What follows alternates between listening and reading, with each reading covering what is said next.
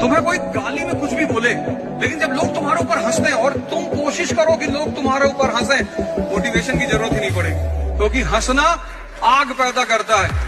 तुम देखो दुनिया में जितने लोगों ने बड़े बड़े काम किए ना, वो लोग हैं जिनका समाज ने मजाक उड़ाया है। जब भी तुम्हारा पढ़ने का मन ना करे, पहले तो मन कौन होता है तुम्हें चलाने वाला? अगर कोई तुम्हें चला रहा है तो तुम गुलाम हो, और अगर तुम गुलाम हो तो राजा नहीं बनोगे।